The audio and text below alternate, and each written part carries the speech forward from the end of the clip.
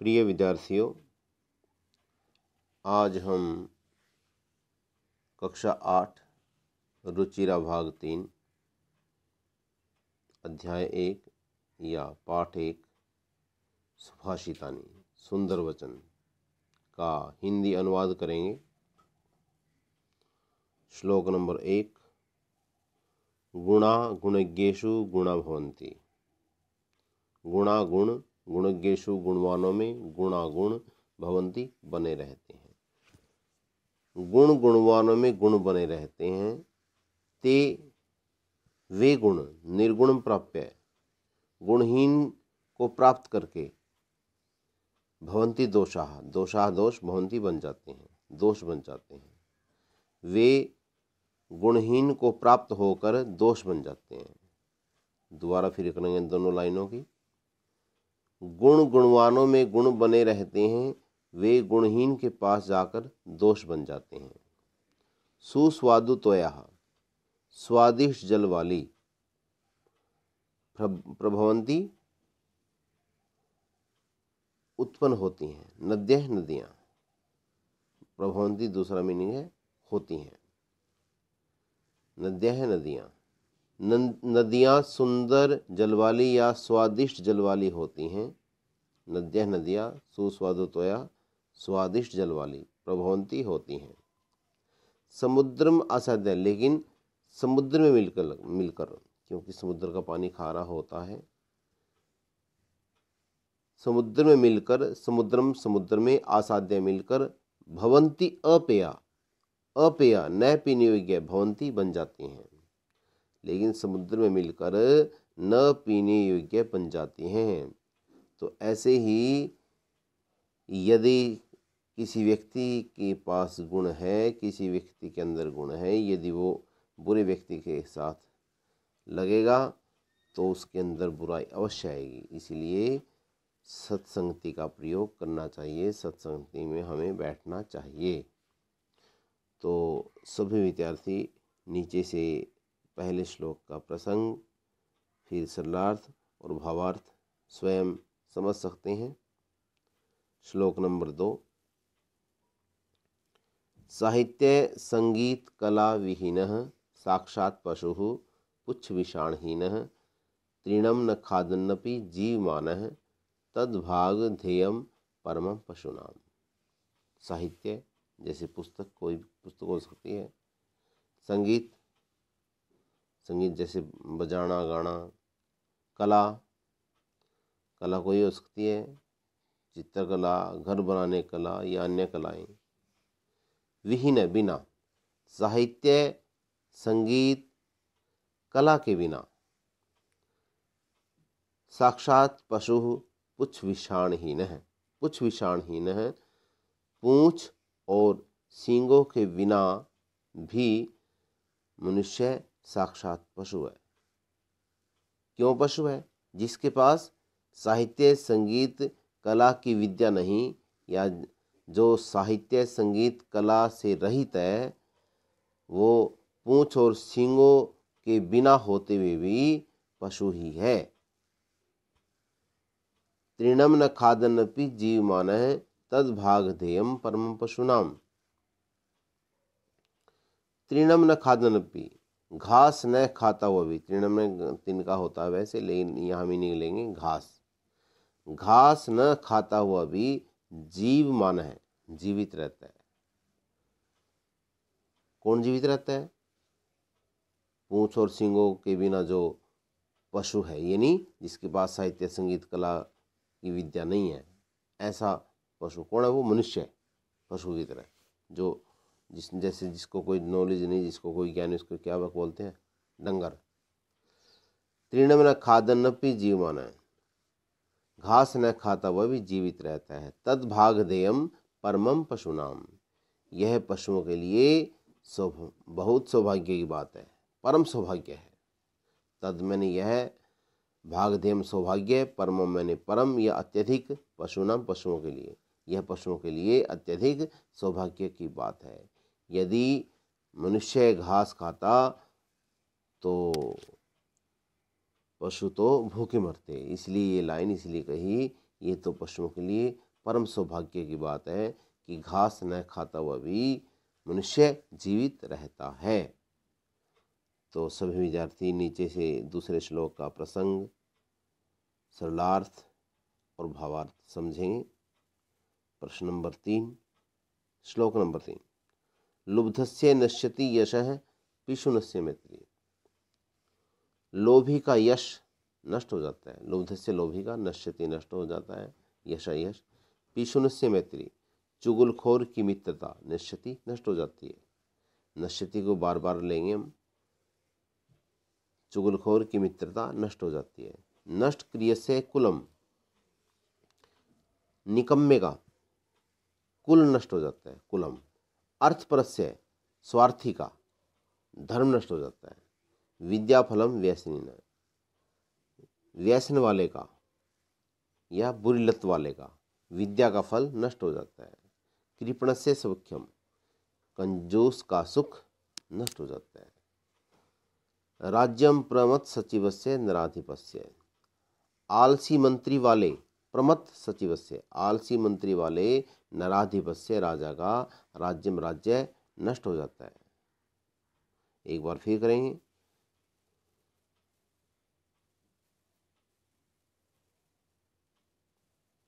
लोभी का यश नष्ट हो जाता है। पिशुनस्य मैत्री, चुगलखोर की मित्रता।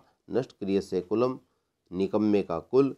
अर्थपरस्य धर्म है, स्वार्थी का धर्म। विद्या फलम व्यसनीन है, बुरी लत वाले का या बुरी आदत वाले का विद्या का फल। कृपण से सौख्यम, कंजूस का सुख। और आलसी मंत्री वाले राजा का राज्य नष्ट हो जाता है। तो यहाँ नीचे से प्रसंग, सरलार्थ और भावार्थ समझेंगे। श्लोक नंबर 4। पीत्वा रसम तु कटुकम मधुरम समानम, माधुर्यम एव जनयेन मधुमक्षिका असौ। संतः, अलग कर देंगे संतस को, संतः तथा एव सम सज्जन दुर्जनानाम श्रुत्वा वचः मधुर सूक्त रसम सृजन्ति। दूसरी पंक्ति में अंतिम शब्द है जनयेन मधुमक्षिकासौ, तो यहाँ से उठाएंगे मधुमक्षिका असौ। असौ वह, और मधुमक्षिका मधुमक्खी, वह मधुमक्खी। पीत्वा पीकर, क्या पीकर, रसम रस, तो मैंने तो कटुकम मैंने कड़वे, और मधुर मैंने मीठे या मधुर कह सकते हैं, समानम समान रूप से। वह मधुमक्खी कड़वे और मीठे रस को समान रूप से पीकर माधुर्य में, दूसरी लाइन में माधुर्यम एव मधुरता ही या कह लो शहद ही जनयेन निर्माण करती है। वह मधुमक्खी कड़वा हो या मीठा, दोनों को एक समान रूप से पीकर क्या करती है, शहद का ही निर्माण करती है।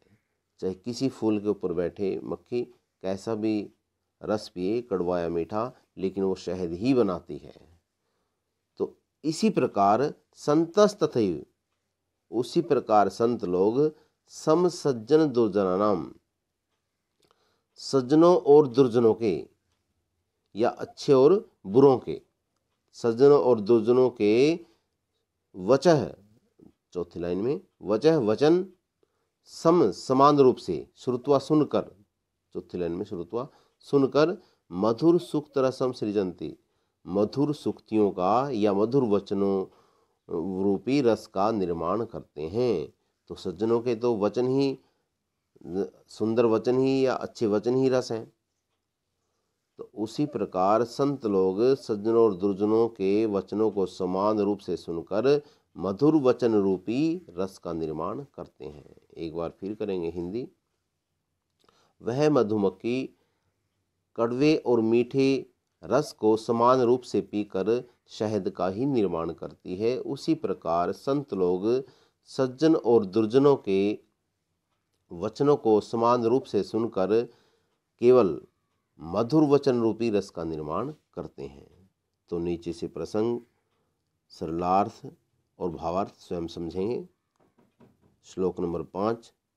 विहाय पौरुषम यो ही दैवम एव अवलंबते प्रासाद सिंहवत तस्य मूर्धनि तिष्ठन्ति वायसः।